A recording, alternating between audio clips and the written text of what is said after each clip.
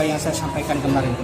Jadi intinya adalah kesimpulan hukum yang didapat oleh kami setelah kami mengikuti beberapa persidangan.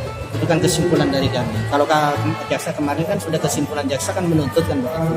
Saudara rekan-rekan wartawan kan sudah tahu isi dan tuntutannya. Inti poin-poinnya. Kalau inti poinnya adalah kami tidak sependapat dengan apa yang disampaikan oleh jaksa penuntut umum, di mana jaksa itu telah menyatakan bahwa dalam tuntutannya adalah saudara Pak Hani Layantara adalah terbukti secara hukum. Kalau kami menyatakan tadi saya sampaikan dengan tegas adalah tidak terbukti.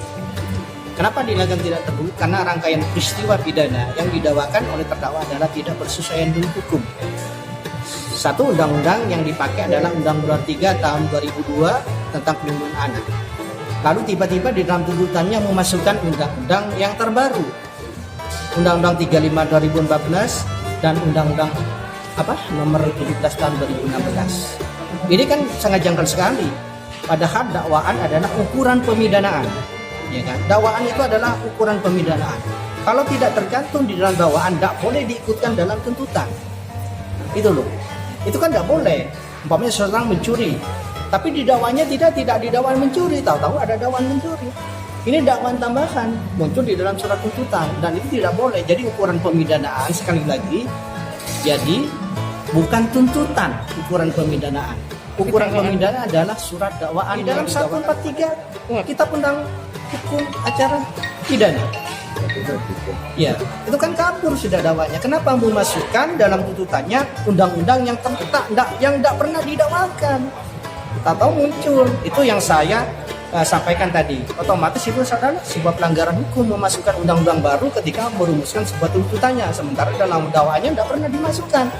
Itu sebuah pelanggaran hukum.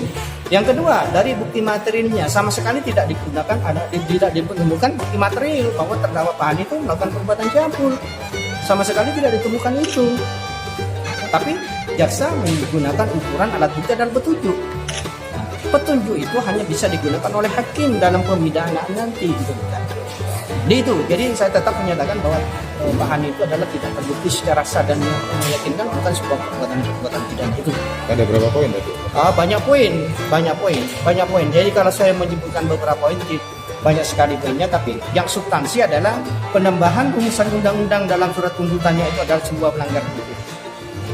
Jadi saya mohon kepada hakim juga melihat, saya sampaikan, coba dibaca lagi surat dakwaan kan begitu.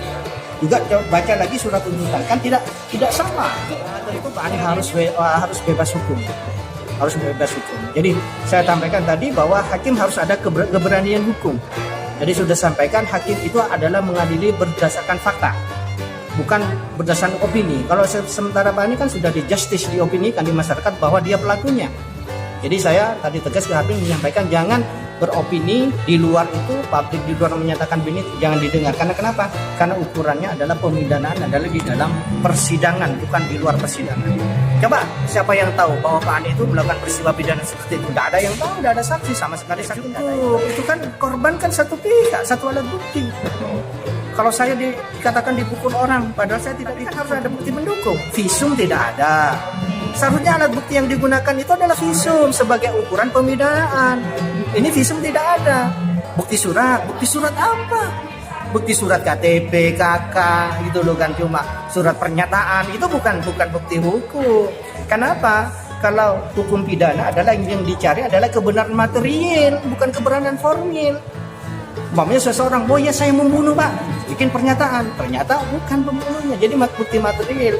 Jadi semua alat bukti itu, bukti surat, ya bukti material, saksi itu semuanya adalah samar hukum sekali. Makanya saya tegas kepada hakim, tolong hakim memberikan putusan dengan seadil-adilnya, dengan kerangka hukum yang muncul di persidangan, bukan di luar persidangan.